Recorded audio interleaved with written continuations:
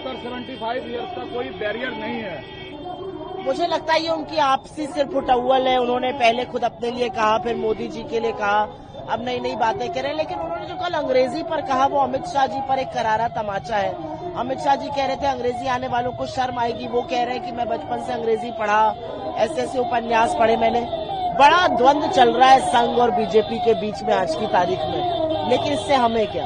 लेकिन वो कह रहे हैं कि जब सत्ता है तो मतभेद हो सकता है, मनभेद नहीं है बीजेपी और आरएसएस में। ये कहने की जरूरत पड़ी तो ये कहने की जरूरत पड़ी, यही बताता है कि कितना मनभेद है। मतभेद से बात बहुत आगे बढ़ चुकी है। अगर कहना पड़े कि हमारे बीच में मतभेद है और मनभेद नहीं है तो आपको और मुझे, आप तो प्रबुद्ध पत्रकार है, पता है कितना मनभेद है। तो ये भी कह रहे हैं कि एक एक परिवार को 3-3 बच्चे जन्म देना चाहिए। आरएसएस के समर्थकों को क्या कह रहे हैं मुझे नहीं पता।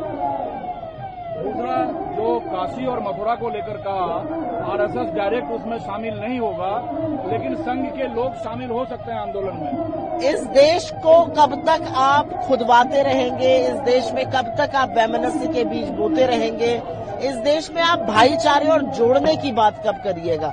ये पर्दे के पीछे से नफरत फैलाने का काम नहीं माना जा सकता है। जब एसआईआर का विरोध राहुल गांधी पुरजोर कर रहे हैं, खबर आ रही है कि सरकार देश भर में एसआईआर एक साथ लागू कर सकती है। राहुल गांधी जी वोट काटने का और वोटों की धांधली का विरोध कर रहे हैं। अगर आप 2 साल पहले एसआईआर करके वोटर लिस्ट ठीक करना चाहते हैं, हमें उससे ऑब्जेक्शन नहीं है। हमें ऑब्जेक्शन है जो बिहार में किया जा रहा है, जबरन लोगों के वोट काटे जा रहे हैं, कई वोट बढ़ाए जा रहे हैं, उससे एक दिक्कत है। क्या सरकार नैरेटिव चेंज करना चाहती है पूरा का पूरा? सरकार के हाथ से नैरेटिव निकल चुका है। नैरेटिव बिहार की सड़कों पर आपको दिख रहा है। 4 साल के बच्चे वोट चोर गद्दी छोड़ के नारे लगा रहे हैं। नैरेटिव सरकार के पास नहीं है। सरकार पूरी तरह से वोट चोरी करते हुए पकड़ी गई और इसीलिए नीलबटा सन्नाटा, बिल्कुल जो सुई टपक सन्नाटा था, वो मोदी जी की तरफ से दिख रहा है। अगर जवाब नहीं दे रहे हैं राहुल गांधी के सवाल का, क्योंकि चोर की जब चोरी पकड़ी जाती है तो वो कभी जवाब नहीं देता है। जवाब वो आदमी देता है जो बेगुनाह होता है, उसको पकड़ा जाता है, वो शोर मचाता है, वो प्रतिकार करता है। चोर अगर रंगे हाथ चोरी करते हुए पकड़ा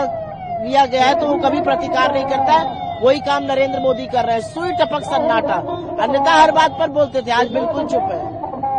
पूरी बीजेपी आप देख रहे हैं कि कल वाली एक वीडियो को लेके पूरी बीजेपी कांग्रेस पर हमलावर है और मोदी के अपमान से जोड़ रहे हैं इन चीजों को। मुझे ऐसा लगता है कि मैंने उस वीडियो को सुना नहीं है, देखा नहीं है। जो मैंने सुना है, मैं उस पर अपनी छोटी सी एक वक्तव्य देना चाहती हूँ कि किसी की भी माँ हो वो पूजनीय है, और हम जैसे लोग जो सोनिया जी और इंदिरा जी को अपनी माँ मानते हैं, हमारे यहाँ तो महिला को ऐसा पूजनीय माना जाता है, यत्र नार्यस्तु पूजन्ते रमन्ते तत् देवता। किसी ने अगर ऐसी कोई ओछी हरकत करी, उस मंच पे हमारे कोई नेता नहीं थे, उस मंच पे हमारे कोई कार्यकर्ता नहीं थे, किसी ने अगर ऐसी ओछी हरकत की है तो उसकी तफ्तीश, उसको सजा मिले। लेकिन प्रधानमंत्री की एक गरिमा होती है, और ये जो भक्त ब्रिगेड है, ये उस गरिमा को, इस बात को बार बार कह के तार तार कर रहे हैं। मुझे बुरा लगता है, क्योंकि जितनी मुझे अपनी माँ पूजनी है उतनी मुझे मोदी जी की भी माँ पूजनी है।